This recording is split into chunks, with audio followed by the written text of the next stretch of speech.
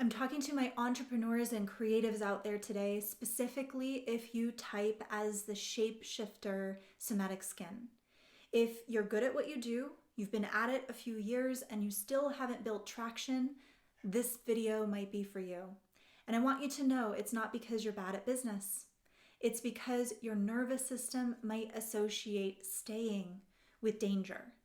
And if you want to see if your system does this, please start by taking the Somatic Skins quiz below. You'll find the link in the description. It takes just a few minutes and it is unnervingly accurate. All right, so if you are a shapeshifter and you are a creative and in business, some of the most capable entrepreneurs that I have had privilege to work with might come to me because they have never built momentum. And it isn't because they lack skill or training. It isn't because they need a better strategy.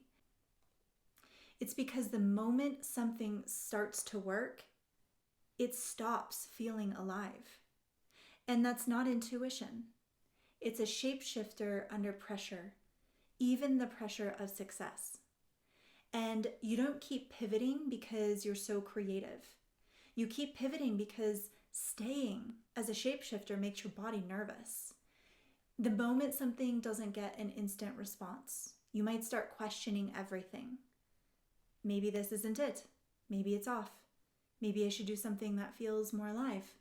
Maybe the right people just aren't here.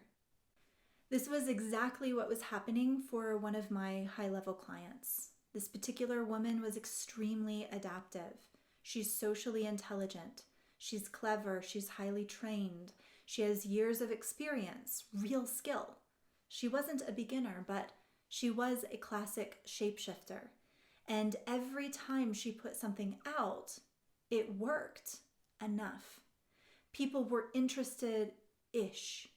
People said yes, mostly, and people paid, but kinda. But since it never felt like a true win without compromise, if she didn't sell out right away, she would feel it. If people didn't jump in immediately, she would try to convince them.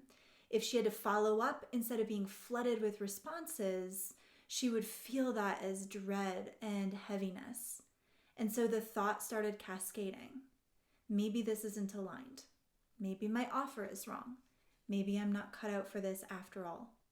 And where are all the easy people? Maybe I should find people who really want my work and can actually afford it. These are not the questions of strategy.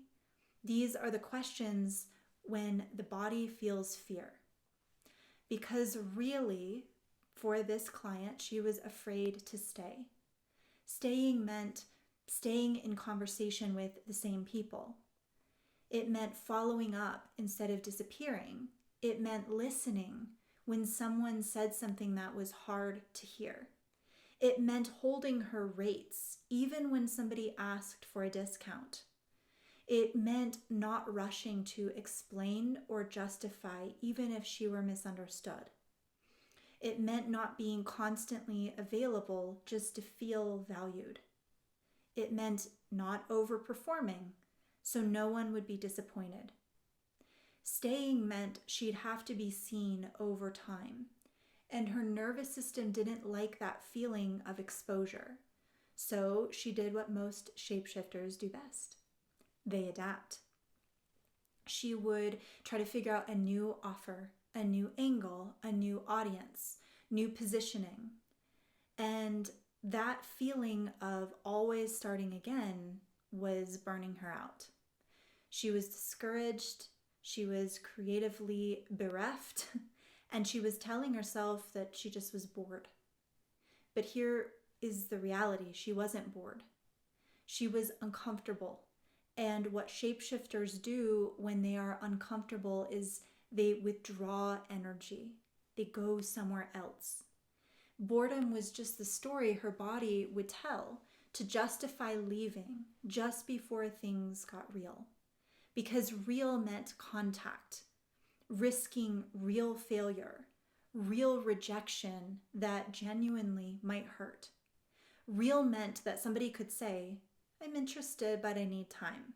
I can't afford this right now. I'm disappointed. I need more clarity. And she didn't yet know in her body how to stay in those conversations. Through our work together, what changed wasn't her mindset. She didn't get a better strategy. She trained her nervous system, which then influenced her psyche. It's always so. The body shapes the mind. She learned how to stay in contact. She practiced following up instead of vanishing. She practiced listening without defending. She practiced holding her rates without collapse, even with pushback. She practiced not being at everyone's beck and call. She practiced letting someone be unhappy without making that mean that she was unworthy of success. These were not coaching conversations around confidence. These were practiced moments in real time where her body wanted to leave and she was given the tools on how to stay. And in doing so, her system learned, I don't have to disappear to survive this. I can be well in intimacy with reality, with others, with clients, what's happening. And everything changed. Her business stopped feeling like something she needed to escape from. It started to feel enjoyable, steady, grounded. She built a real community, not just a handful of disconnected people who kind of knew about her. Her income tripled and then stabilized. Her energy came back. She stopped fantasizing about the next thing because she was actually here. Her work became a place she wanted to inhabit, a sanctuary of service, not a draining obligation. If this sounds familiar and you're a fellow shapeshifter, here's the truth. Shapeshifters don't fail because they lack skill. They stall and start and stop again because they leave at the exact moment when staying might build traction.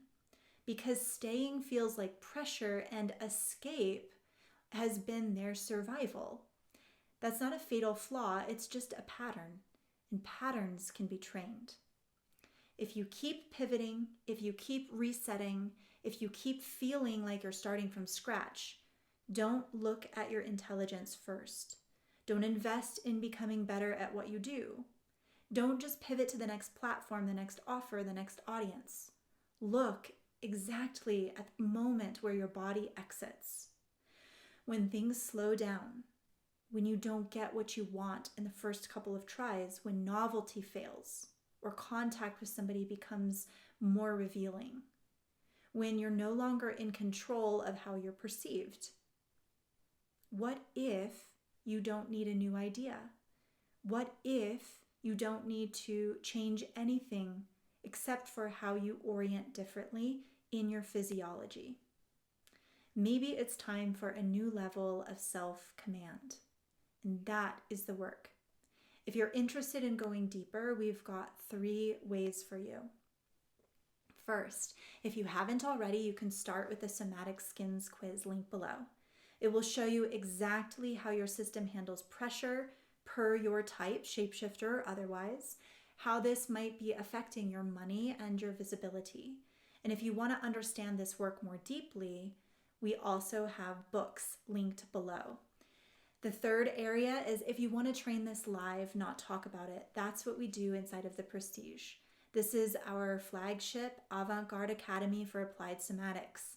And where we work on your nervous system, it will unlock your money, your creativity, your love, and meaning. Thanks for sticking with us this long. If you liked this video and got something out of it, please hit like and subscribe. It helps the channel out a lot.